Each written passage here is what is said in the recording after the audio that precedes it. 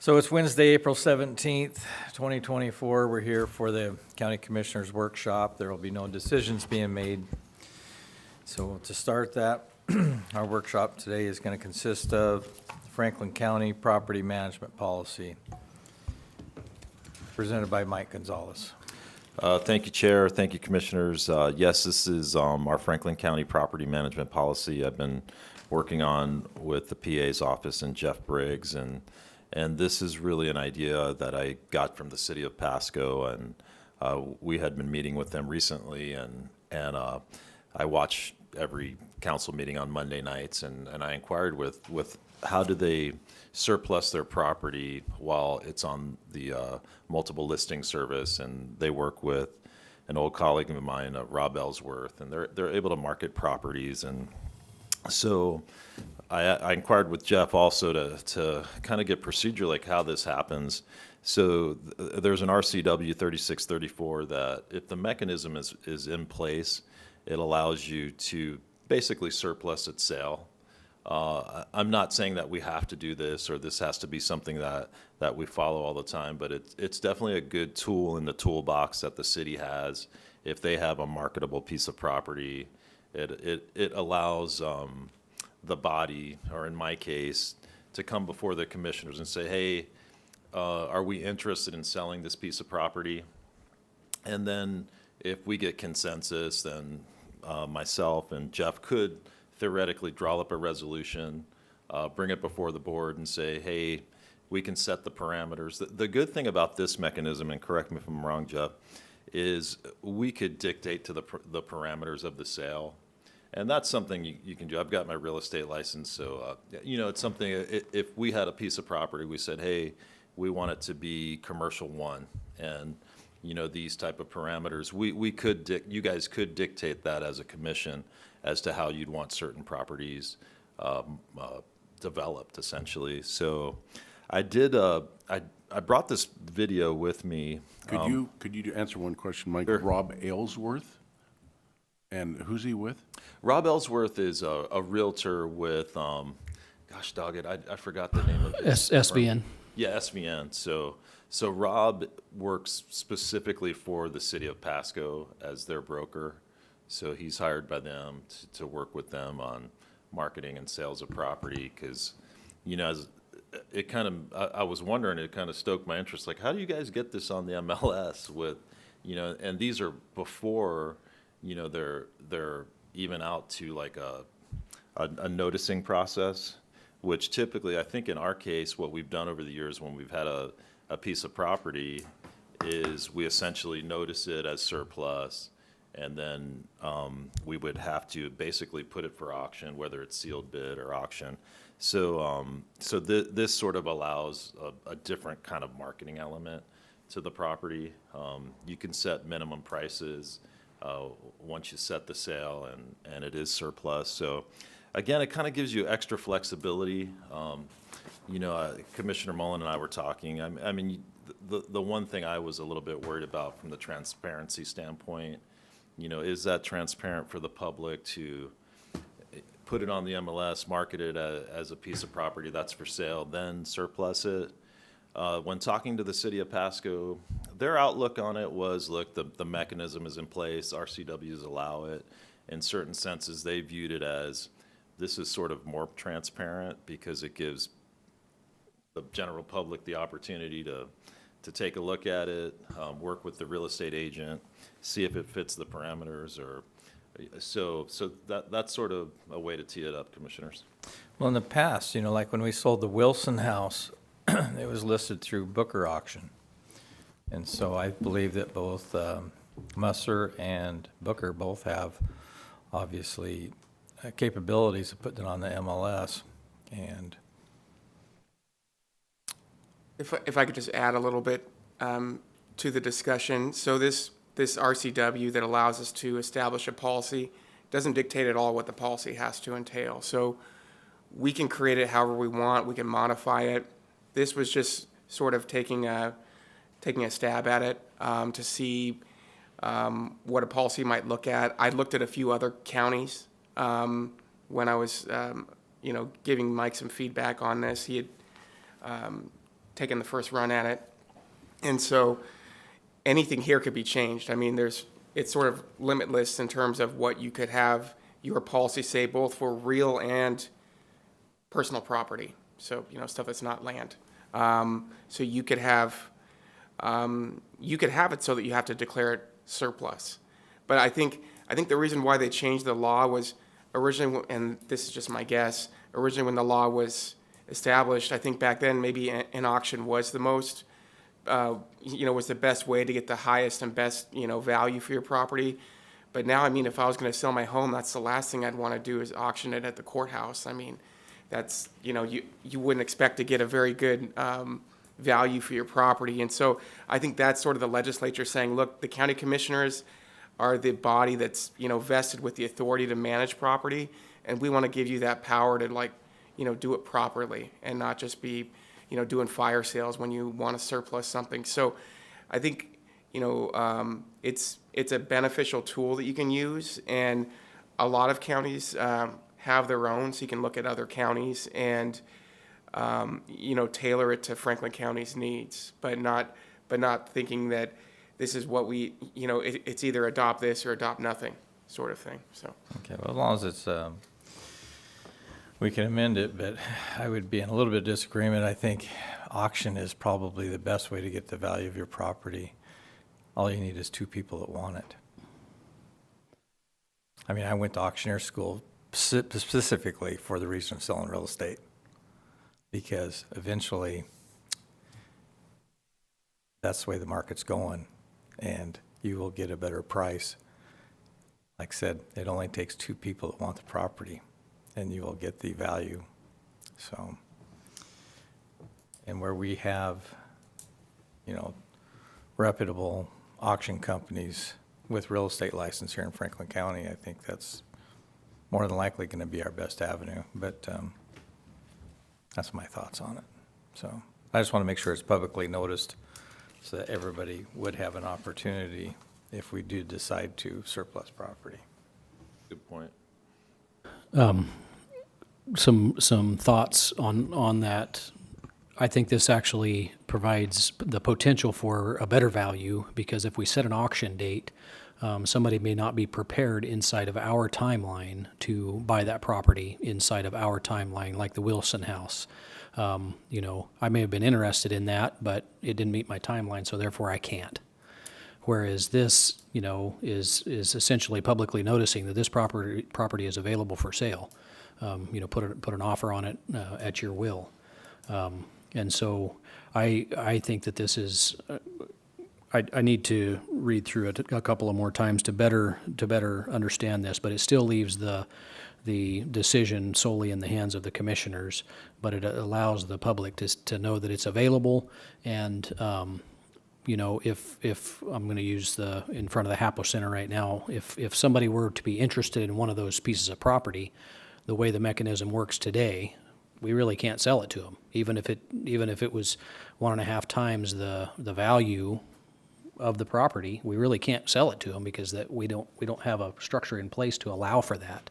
So I think that this, as far as I can tell, this does not prohibit us from deciding we're going to sell a property and going through the public auction process, but it allows us to put something on the market and see what the market's interest is. And if they come to us and offer us $1 for it, and we say, nope, that's not the right value, we can reject that offer and say no. But I think this actually gives us more opportunity, and I would be in favor of it. As a whole, I do need to read through it, and a couple of questions that I had on it, but immaterial for today. So is this policy or this draft patterned after any other county next to us? Primarily the city of Pasco, Commissioner. So when So this is City of Pasco. yeah, but you know how it is in government, and Yep. certainly across the state, they've patterned it across counties and cities, and the RCWs really give the direction. So that's how the conversation really started. Because I thought to myself, well, how do you guys surplus for sale, and then bring it, to your city council, and then create the resolution when you have some consensus. So I did bring this video because I wanted to visualize, and it just happened to be in the past couple of Just done it. meetings. It just happened by pure luck. So, so just to explain it a little bit, the city of Pasco owns a piece of property that's very valuable near 20th and Argent. So they want to put it up for sale, and they put some parameters on that for sale.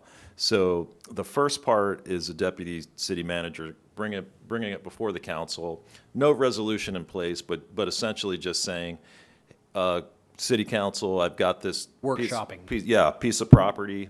Take a look, see what you guys think.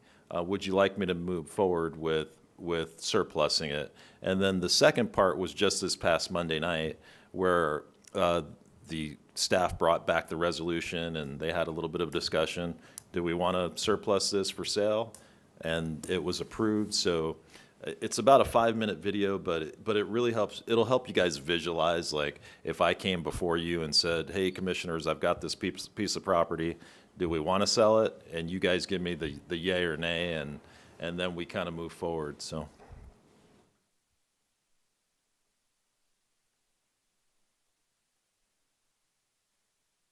All right, so we'll get some proper lighting here, and hopefully, I think we've got the audio. Having Here we completed go. item 5A, we are moving on now to item 5B, which is resolution surplus of city property along Argent Road, parcel number 113300252.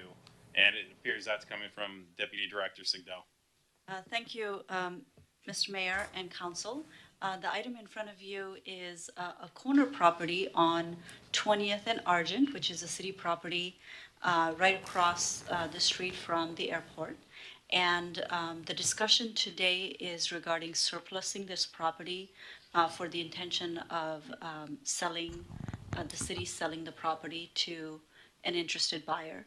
What we're also recommending at this time through this process is doing a request for proposal from potential buyers and developers so we can get the right development in this property.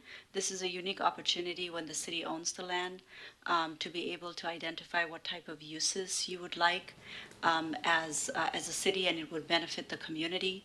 And definitely it being in close proximity of growing number of hotels right across the street from the airport. There's few needs there that might be ideal for the use in this property. So with the attached agenda includes that RFP and the elements that the city, it would benefit the city if some of those elements or developments were built in this property. And we put that out there and we look at what interests we get. So at this time, what we're requesting for is a discussion on whether council would like to put this property out for surplus with intention of selling it in a future date. Thank you, Ms. Sigdell. Do we have any comments or questions on this from council? Mr. Perales? My kind of question, thank you, Mayor, would be, I guess, what prompts this, I guess, I'm not going to say the city, but the staff to kind of bring this to the council to sell this? Is this just surplus property you have, we just want to get rid of it? This property has been a property of interest for a long time. It's been under contract pre-COVID, so it's just a prime piece of land that, as more of the raw land around it is filling up, we see it as advantageous for the city to be sold for a better use. Can I get a few follow-up? So you're saying that the city council can put conditions on what we want to see there? Since you are the landowner as well, yes. But as long as we comply with our own zoning laws. In this Okay. case, it's an interesting combination of being a landowner and then also being the city council. So there's two different hats. Okay. I guess I would just, my ask would be if we could get a log of all the surplus land that we currently have. I just think, because I see that, and I wouldn't want to put housing there per se, even though there is some college student housing kind of to the southeastern region, but I would just kind of know, just kind of get a better picture of what other parcels we have that we could sell to promote more affordable housing, you know, in that realm. But that's kind of aside from this, but I totally support this. But yeah, I was just kind of curious as to why it was brought up, and I had no understanding that it was under contract perhaps, or was getting looked at years ago. So I appreciate that. Thank you. So here's the approval process, Commissioners, that came before the body Monday. For 3, surplus of city property along Argent Road, and that is tagged for Ms. Sigdell as well. Thank you, Mr. Mayor. No significant changes from our presentation from last week. What this action, if council approves, it would surplus this property on the intersection of 20th and Argent.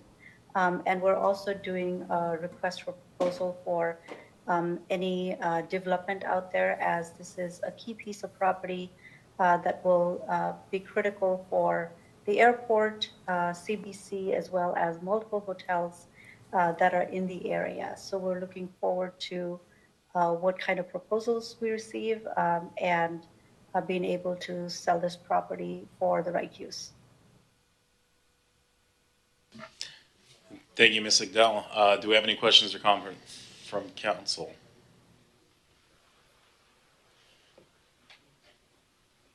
Seeing and hearing none. Mr. Milne. Thank you, Mayor. I move to So they went ahead and approved that, but I wanted to give you guys a visual just to see kind of how the mechanism works. And you can see in that case, they're going to send out a request for proposal for certain parameters on the development. So from an economic development standpoint, it really empowers us to kind of guide the ship in terms of what's built there. And so it's a powerful tool, but I think Commissioner Mullen, you were correct, and Commissioner Bauman, you were correct.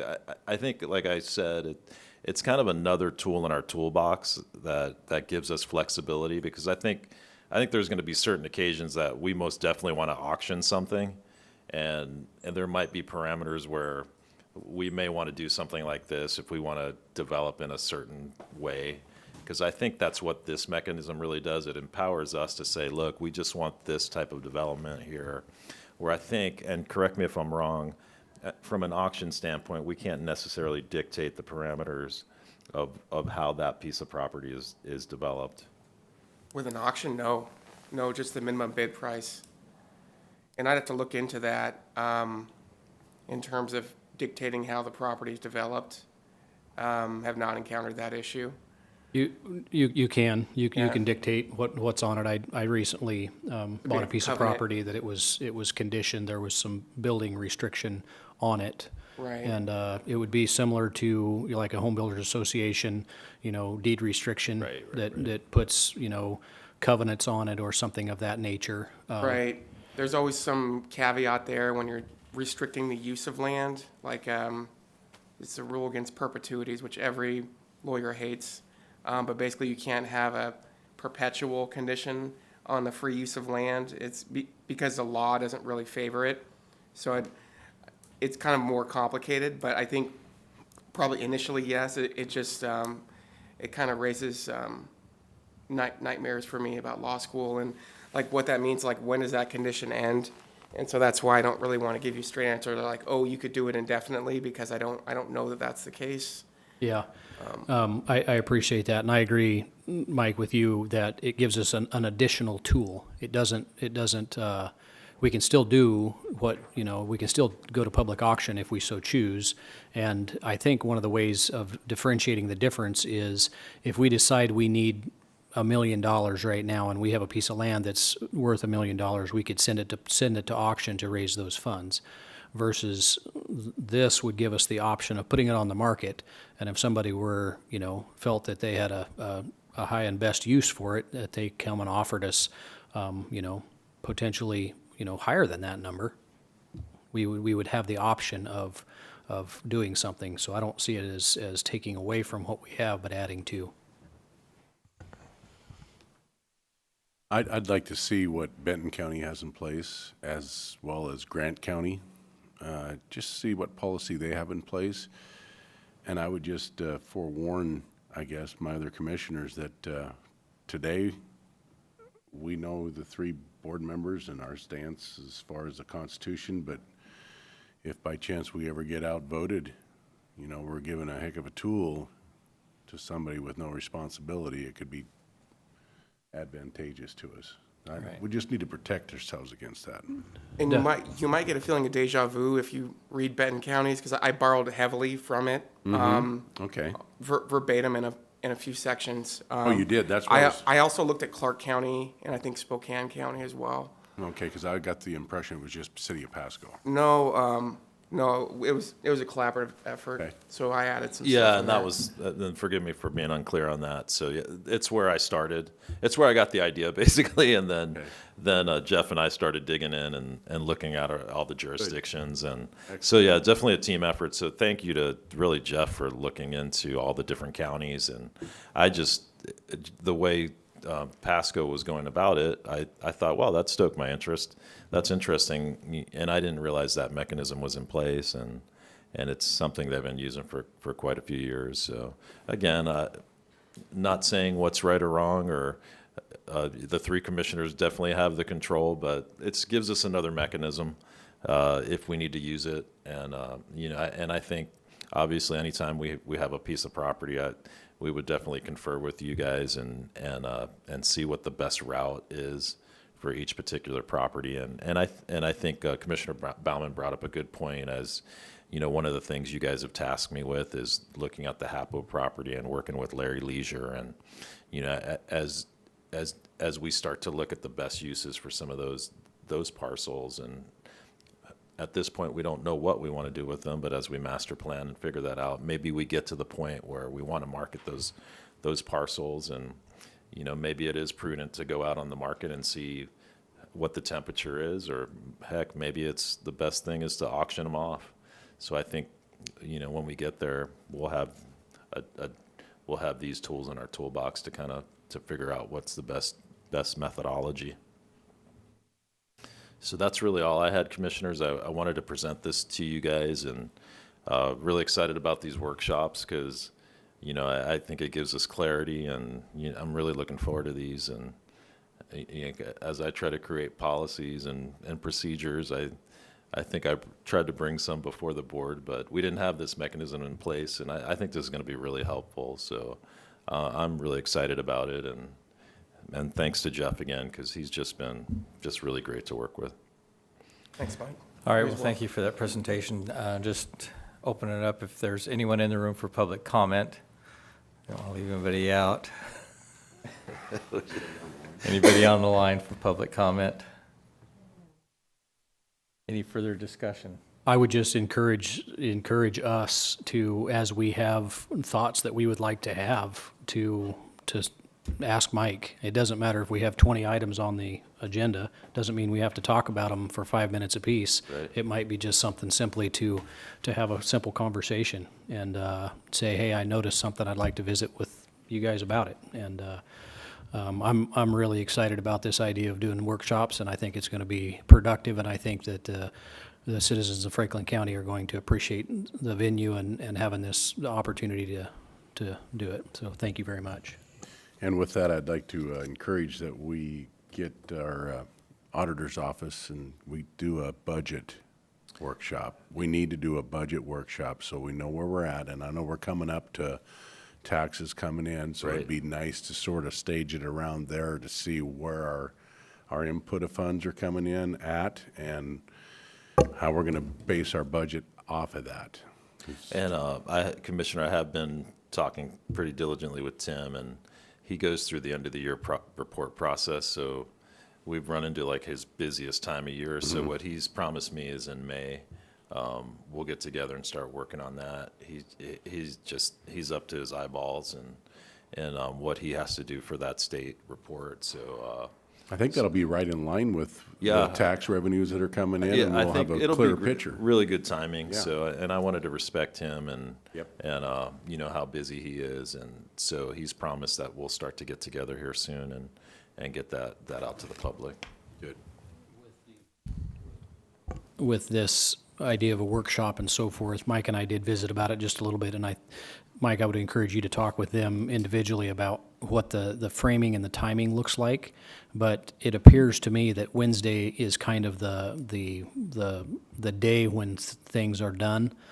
So it might be, I don't know, but this is just food for thought, that if somebody wants something on the following week's workshop, that it needs to be done by 5 PM on Tuesday, because Wednesday is our commission day, and the day's kind of already filled, and it's difficult to pile too much on staff. So if somebody wants something on next week's workshop meeting, then it needs to be by 5 PM yesterday. Right. That it needs to be, into the workshop format. Doesn't need to mean that it has to be 100% completed, but, if they would like something to be workshopped or so forth, that at the discretion of the commission or the county administrator, that would, that I believe that's where the discretion should lie, is with the four of us, to whether it makes a workshop or not. And, I don't know, I just think we need to be careful about how we put parameters so that we don't overload the process, and we need to write it out so that it's clear, so that everybody knows what the expectation is. And I'm glad you brought that up, Commissioner, because Commissioner Mullen and I are meeting now on Thursdays, so timing-wise, I mean, You guys talk about it and tell me what the plan Yeah, is. okay, and, because obviously Commissioner Mullen has to say on what ultimately goes on the agenda, so I don't anticipate too many things are gonna get rejected from the workshop items, but, and based on my notes, you want to keep it at 2 max, for workshop items, so we don't get two Max. two items On the workshop? on the Oh, work- I think we could have 20. Oh, okay, I so don't think that number matters. Okay, I had a note that it was 2 max, okay, maybe No, I I misheard then. No, I think that as many as is necessary to workshop. Okay, I mean, that's my opinion. I would agree. sounds good. Thank you, gentlemen. Any further discussion? This will end the No, workshop. Chair, thank you. Thank you for everything. Thanks. And, Thank you. first workshop down. It's a good one. It was a good one. Thank you. No, that was good. Now it's time for a burger. Not a booger.